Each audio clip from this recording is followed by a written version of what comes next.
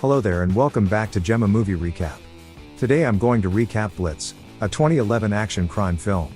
Warning, spoilers ahead. Please be cautious. Before we start, please support our channel by subscribing, and click the bell icon for future notifications. Now, let's start. The movie opens by showing a detective named Sergeant Tom Brant, who just woke up from his sleep at night.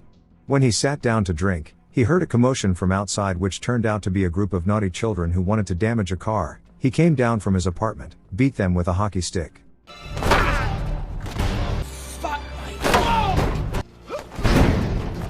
Then gave advice, if it's wrong to choose a fight, at least choose the right weapon.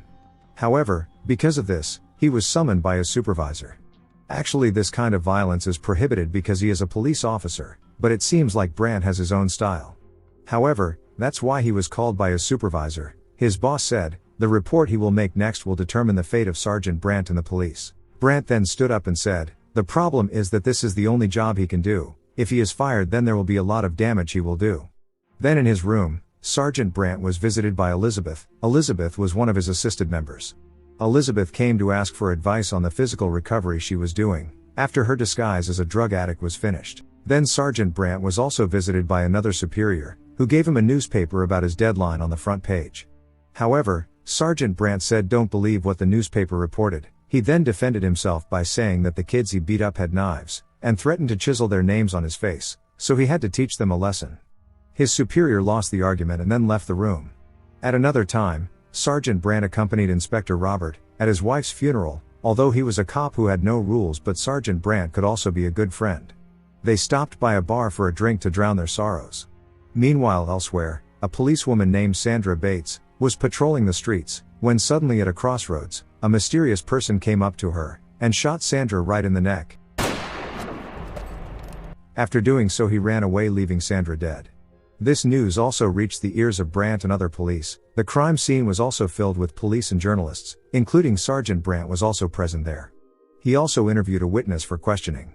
The next day, their office had a new member named Porter Nash. He is a sergeant who was promoted to inspector, and is in charge of replacing Inspector Robert, who was on leave after the death of his wife. However, Porter was not welcomed by other members. Meanwhile, at Elizabeth's residence, she was visited by an acquaintance named John. He asked Ellie for help, because he and his friends last night beat people unconscious. Eli also promised to help him as long as the victim did not die. Elizabeth then asked Sergeant Brant for help with that, and Sergeant Brant recommended Ellie to go to a detective of his acquaintance named Craig Stokes. Elsewhere, at the office of a newspaper, Harold Dunlop, a journalist who received a call from a person who claimed to have a clue regarding the police shooting case. The person said that he was targeting 8 more policemen to be killed. He deliberately called the journalist so that his action would gain notoriety. On the same day, the man shot another policeman who was sitting in a car. This news also disturbed the members of the police force. Inspector Porter then began to approach Sergeant Brant to familiarize themselves, so that they could work together.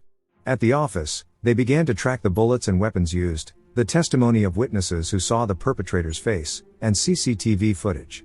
While Sergeant Brant looked for clues in the field by visiting illegal gun dealers, and street people who might have clues related to this increasingly crazy case. Brant then meets up with an acquaintance named Redner, a homeless man who makes money selling information to the police. However, he's the wrong person to want to extort money from Brant. After a bit of torture, Redner finally opens up and reveals that a gym goer once burned a police dog to post on YouTube, and said it was an exercise. Hearing that, Brant went there to question the manager. He finally got a name. Then Brant invited Porter to join the investigation. The two of them went to an apartment owned by Barry Weiss, the suspected cop killer. They searched the residence, but did not get anything. Sergeant Brant then remembered Barry's face. It turned out that Barry was the person he had beaten at the pool table a year ago. After that, they left the apartment. Brant told Porter to keep an eye on Barry, maybe because the incident a year ago made Barry have a grudge with the police. Because his house was visited by the police, Barry immediately got ready for his next plan. He packed his things, put them in the trunk of a car that he parked elsewhere.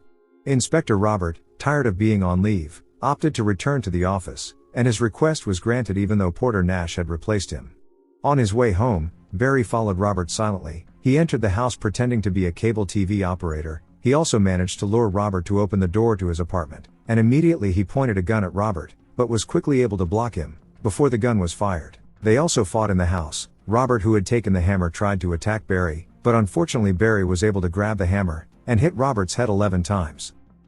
After killing Robert, Barry casually watched TV in Robert's house. He also took a shower, took things he could use, and finally left the scene while burning the apartment. After that, he also called a reporter and told him what he had just done, telling him that at the scene of the fire there was a dead policeman with his head crushed by a hammer. Fortunately, the reporter had recorded their conversation, and Barry referred to himself as Blitz. The news made headlines in the newspaper. Sergeant Brant, who had just come to the office, was shocked after being told that Inspector Robert was dead. On the other hand, Redner was looking for clues in the trash at Barry's apartment. There he found a clue, because he was Barry's parking ticket, a place Barry used to store other cars whose trunks were used to store goods. Redner then went there, searched the car, opened the trunk, and found the evidence. Realizing he would not get any money if this information was given to Sergeant Grant, he contacted Harold Dunlop, the journalist who wrote the story about Barry. He asked for $50,000 for the information he had regarding the real name of Blitz, and also the evidence he found. Elsewhere, Sergeant Brant and Porter examined the items left over from the fire at Robert's house. Unfortunately, no fingerprints could be taken from the fire, but from the items, they both found pieces of clothing with Peacock Gym written on them. Brant immediately sent officers to check whether Inspector Robert was a member there. On the other hand, Elizabeth, who wanted to help John, went to see Craig Stokes, a detective recommended by Brant. Craig revealed that the victim of the beating committed by John and his friends was still alive. Elizabeth also asked the detective not to arrest John, because he was still a child. However, Craig asked for a reward for that. He wanted Elizabeth to accompany him for a drink tonight. At the police station, Brant got a clue that Inspector Robert had never been a member at the gym. From all this, Brant only thought Barry Weiss was the culprit, so he asked other police officers for help in finding Barry Weiss's data.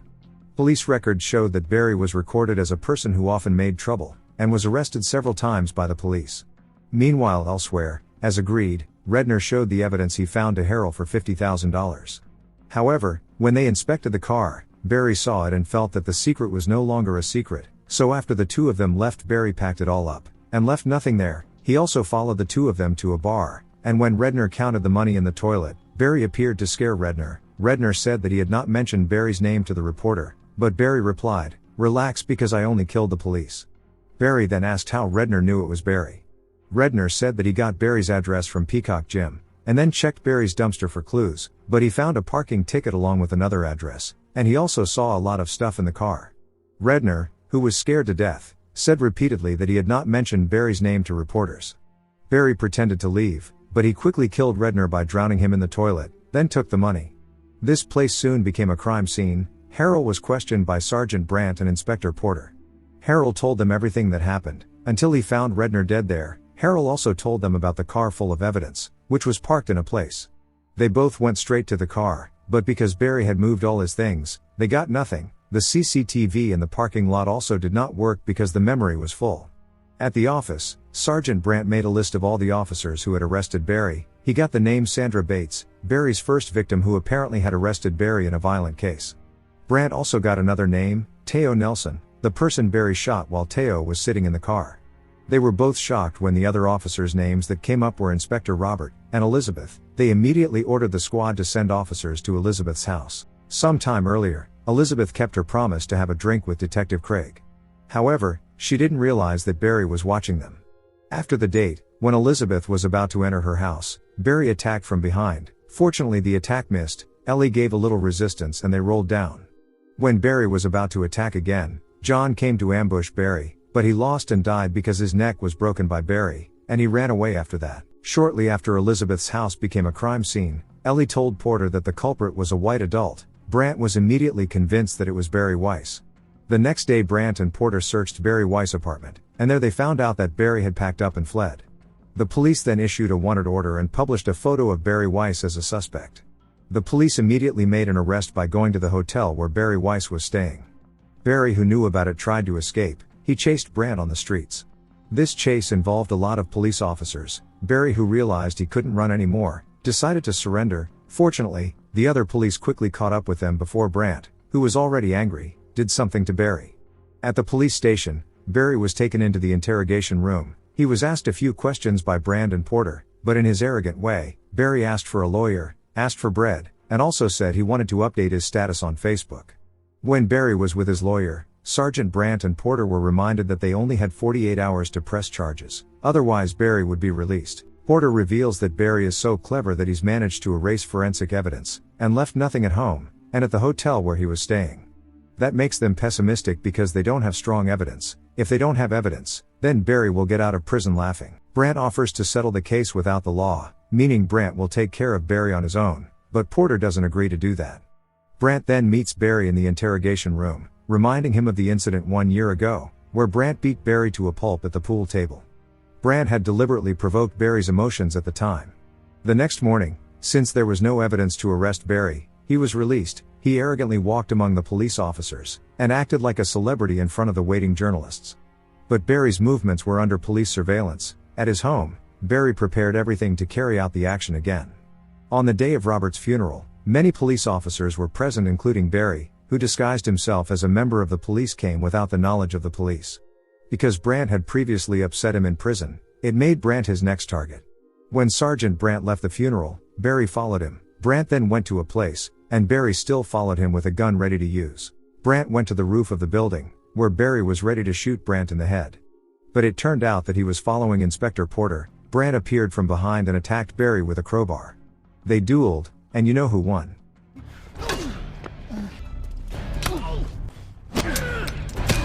Barry says he's going to report them both, and make sure their faces are in the papers tomorrow morning.